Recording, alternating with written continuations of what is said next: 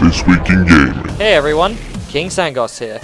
In this week's episode, Call of Duty Black Ops 2 Uprising DLC coming out, Square Enix reviews the entire company, LucasArts closes down, DayZ coming to consoles a possibility, Neverwinter opens public beta testing, Company of Heroes 2 closed beta announced, Far Cry 3 Blood Dragon teased, and new details on FIFA 4 Arise.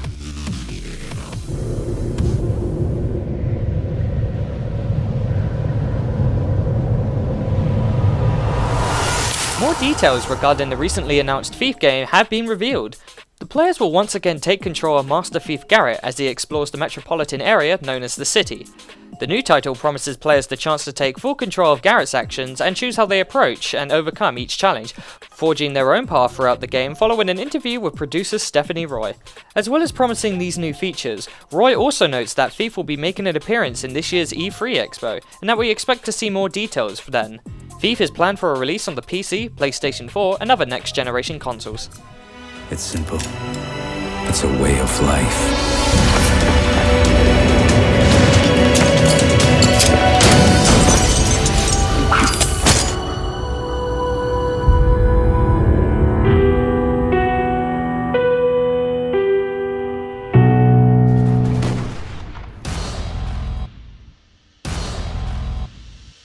Call of Duty Black Ops 2 Uprising DLC coming this April.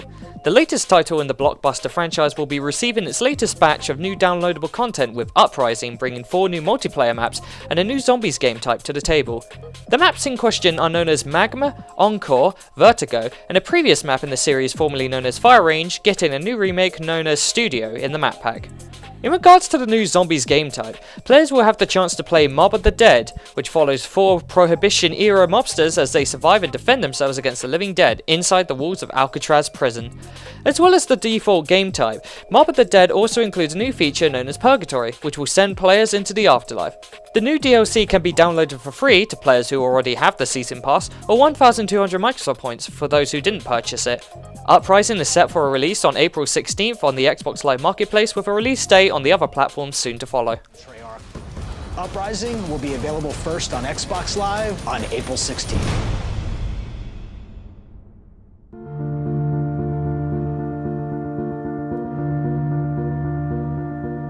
DayZ could see a release on consoles. DayZ's creator, Dean Rocket Howe, has said a console version of the open-world zombie survival game is almost certain, provided the upcoming standalone release of the game on PC isn't a sales disaster.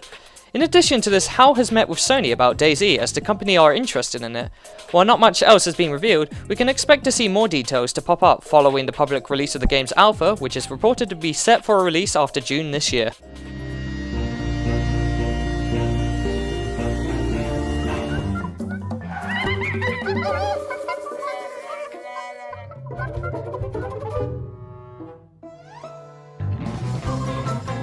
Developer LucasArts closes its doors. The renowned game publisher was closed down this week by Disney. An official statement from the company stated that Disney have shifted LucasArts from an internal development team to a licensing model in an attempt to minimize the company's risk, while at the same time achieving a broader portfolio of quality Star Wars games. As a result of this change, numerous staff layouts have been going across the organization. Regarding the titles that LucasArts developed, the notable title in the franchise, Star Wars 1313, may have some hope for it yet, as the company have stated that they are looking for external partners to help bring the game to market, yet nothing has been confirmed at this point. Other titles that the company have been developing, such as Star Wars First Assault, however, were reported to be cancelled. LucasArts was notable for its Star Wars game releases, but the studio was also responsible for making titular games such as The Secret of Monkey Island, Grim Fandango, and Day of the Tentacle. Neverwinter enters open beta testing on April 30th. Perfect World Entertainment and Cryptic Studios have announced today that an open beta for the free-to-play massively multiplayer online role-player game Neverwinter will begin on April 30th, 2013. The open beta will not require the purchase of a Founders Pack, meaning that anyone who wants to try their hand on the new MMORPG can do so for free. Players can still become founders by pre-purchasing the game at Neverwinter's website, and those who do are guaranteed access to all closed beta periods, including the full closed period, which will begin on April 12th and will last for around 60 hours before ending.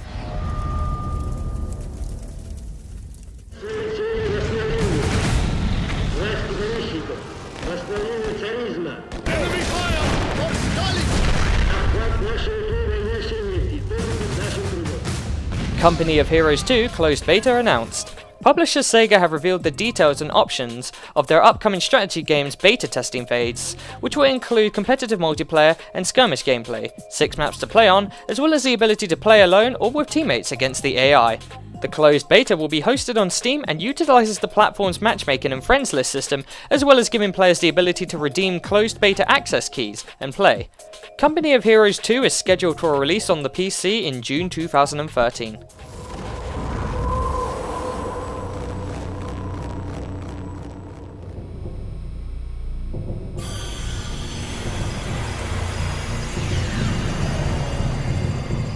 Far Cry 3 Blood Dragon DLC being teased. Publisher Ubisoft have begun teasing a new batch of DLC for Far Cry 3, which is set to feature a dramatic aesthetic departure. The official website for the DLC presents it as an 80s era sci-fi film set in the year 2007. Earth has been ravaged by nuclear war, and a cyborg commando known as Rex Power Cult has been sent over to a distant island to investigate a powerful bioweapon in production and figure out what is going on. The screenshots in mind seem to indicate that players will play as the cyber commando in this new stylized world that manages to maintain the recurring theme of the island exploration in Far Cry games. Ratings indicate that Blood Dragon will be coming to the PlayStation 3, Xbox 360, and PC, and that we can expect to hear more about the DLC in the coming days.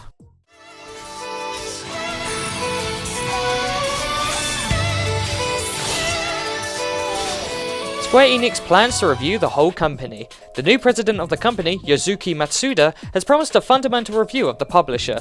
This method is being taken in action following the resignation of Yuichi Wada amid the announcement of extraordinary losses in the company's financial report.